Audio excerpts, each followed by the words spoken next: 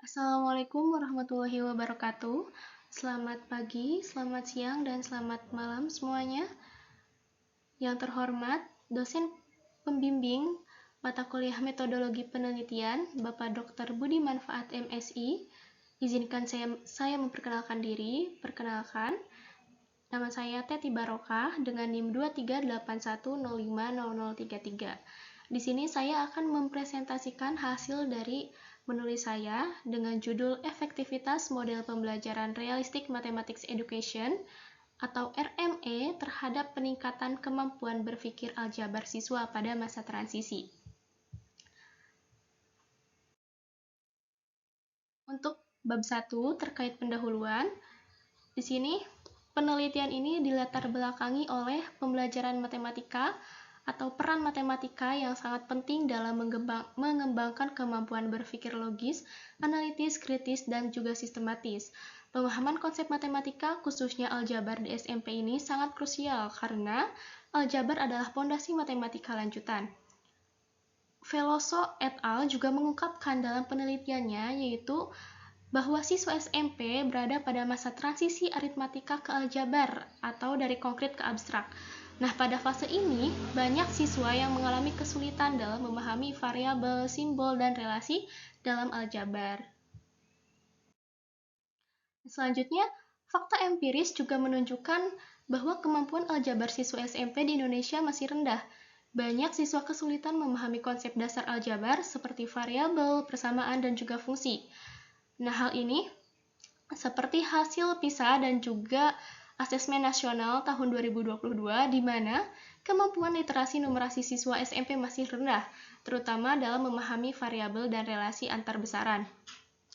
Kemudian, siswa juga mengalami kesulitan memahami konsep, prinsip, dan verbalisasi aljabar karena pemahaman dasar yang rendah, juga metode pembelajaran yang kurang sesuai. Nah, dengan demikian, model Realistic Mathematics Education atau RME ini dinilai relevan untuk mengatasi masalah tersebut, di mana RME ini menekankan penggunaan konteks nyata sebagai titik awal pembelajaran. Untuk karakteristiknya, di model RME ini dimulai dari masalah yang dekat dengan pengalaman siswa, kemudian dilakukan matematisasi yang terdiri dari dua bagian ya, ada matematisasi horizontal dan vertikal. Untuk matematisasi horizontal di sini yaitu untuk membangun konsep melalui eksplorasi dan konteks nyata ke model matematika. Selanjutnya di matematisasi vertikal yaitu mengembangkan model informal ke konsep formal aljabar. Nah, dengan demikian perlu dikaji efektivitas RME dalam meningkatkan kemampuan berpikir aljabar siswa SMP. Selanjutnya, pernyataan masalah dari penelitian ini yaitu rendahnya kemampuan berpikir aljabar siswa SMP, khususnya pada masa transisi dari aritmatika ke aljabar, disebabkan oleh belum optimalnya penerapan model pembelajaran yang mampu mengaitkan konsep konkret dengan abstrak secara bermakna. Nah, sehingga perlu dikaji efektivitas model pembelajaran RME sebagai alternatif pendekatan pembelajaran untuk meningkatkan kemampuan berpikir aljabar siswa, terutama pada siswa SMP. Nah, dengan demikian didapatkan pertanyaan penelitian. Terdapat 3 pertanyaan. Yang pertama yaitu bagaimana efektivitas model pembelajaran RME dalam meningkatkan kemampuan berpikir aljabar siswa pada masa transisi dari aritmatika ke abstrak. Kemudian yang kedua yaitu apakah terdapat perbedaan yang signifikan antara kemampuan berpikir aljabar siswa yang diajar menggunakan model pembelajaran RME dan siswa yang diajar menggunakan model pembelajaran konvensional. Dan yang ketiga yaitu seberapa besar peningkatan kemampuan berpikir aljabar siswa setelah mengikuti pembelajaran menggunakan model RME dibandingkan dengan siswa yang mengikuti pembelajaran dengan metode konvensional. Selanjutnya, relevansi dan pentingnya penelitian ini yaitu secara teoritis itu berkontribusi pada kajian kemampuan berpikir aljabar siswa pada masa transisi. Nah, hal itu juga dapat mengisi kesenjangan penelitian tentang efektivitas RME dalam konteks siswa SMP di Indonesia. Selanjutnya, relevansi atau pentingnya secara praktis, yaitu untuk memberikan dasar bagi guru dalam memilih model pembelajaran yang efektif, guna meningkatkan kualitas pembelajaran matematika dan mendukung kesiapan siswa dalam bidang STEM. Selanjutnya, pada bab 2, ini akan membahas terkait tinjauan literatur. Nah, yang pertama di sini terkait tinjauan konseptual. Terdapat 4 tinjauan konsep. Yang pertama yaitu kemampuan berpikir aljabar, kedua masa transisi aritmatika ke abstrak, ketiga model RME, dan yang keempat adalah hubungan RME dengan aljabar. Nah, pada konsep kemampuan berpikir aljabar di sini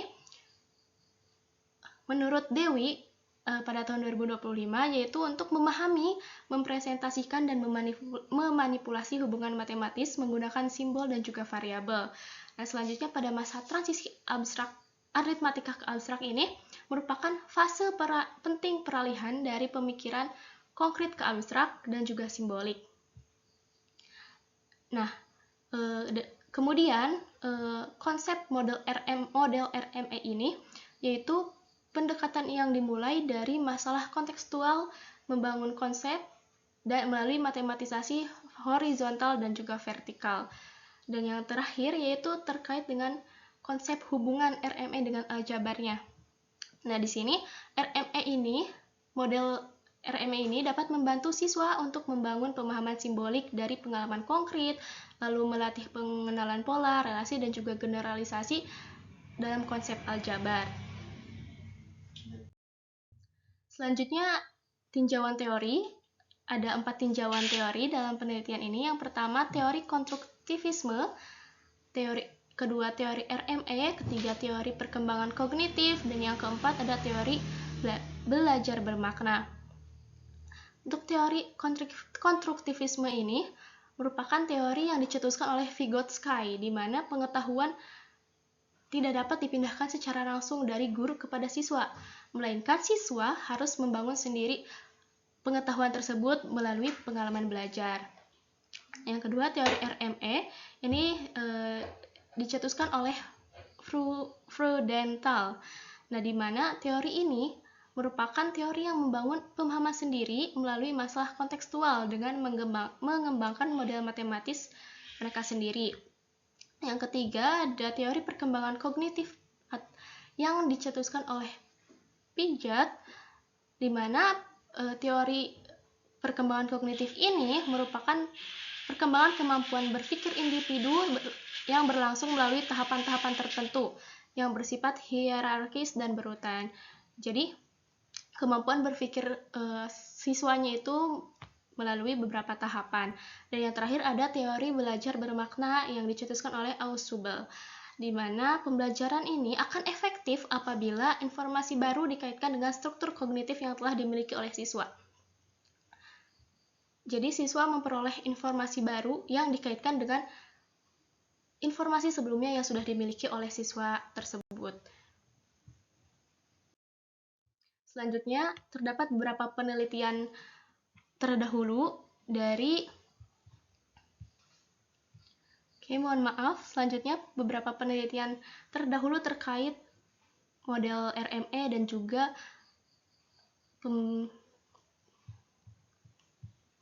juga kemampuan berpikir aljabar siswa. Di sini ada penelitian terkait analisis kesulitan belajar matematika, materi bentuk aljabar pada siswa SMP kelas 7, kemudian ada meningkatkan kemampuan berpikir aljabar siswa dengan pendekatan RME, lalu penelitian terkait pemahaman konsep matematika siswa melalui pendekatan RME, dan penelitian terkait model realistic mathematics education ditinjau dari aspek kemampuan pemecahan masalah aljabar, dan yang terakhir merupakan laporan catalyzing change in high school mathematics dari studi National Council of Teachers of Mathematics pada tahun 2018. Nah, hipotesis penelitian yaitu terdapat peningkatan yang signifikan dalam kemampuan berpikir aljabar siswa yang diajar menggunakan model pembelajaran RME dibandingkan dengan siswa yang diajar menggunakan pembelajaran konvensional. Nah, selanjutnya pada bab 3 yaitu untuk metode penelitian. Yang pertama, desain penelitian ini menggunakan pendekatan kuantitatif dengan desain eksperimen semu atau kuasi eksperimen menggunakan pretest, post-test, control group design, di mana di sini terdapat dua kelas, yaitu ada kelas kontrol dan kelas eksperimen. Untuk subjek penelitiannya yaitu siswa SMP dengan sampel yang dipilih menggunakan teknik purpose sampling yang terdiri dari dua kelas. Lalu kemudian instrumen penelitiannya ada tes kemampuan berpikir aljabar dengan dilakukan pretest dan posttest dan juga lembar observasi pembelajaran RME. Lalu prosedur pengumpulan data yang dilakukan yaitu ada 3 tahapan. Tahap yang pertama yaitu tahap persiapan, di mana pada tahap ini yaitu guru menyusun perangkat pembelajarannya. Dan yang kedua tahap pelaksanaan, di sini dilakukan pretest dan dilakukan proses pembelajaran. Dan pada tahap ketiga yaitu tahap akhir, ini adalah post-test setelah perlakuan pembelajaran. Dan teknik analisis data yang digunakan yaitu ada analisis deskriptif, lalu uji T untuk melihat perbedaan antara kelompok, dan uji N-gain untuk mengukur efektivitas dan peningkatan kemampuan berpikir aljabar siswa. Ini merupakan referensi yang saya gunakan.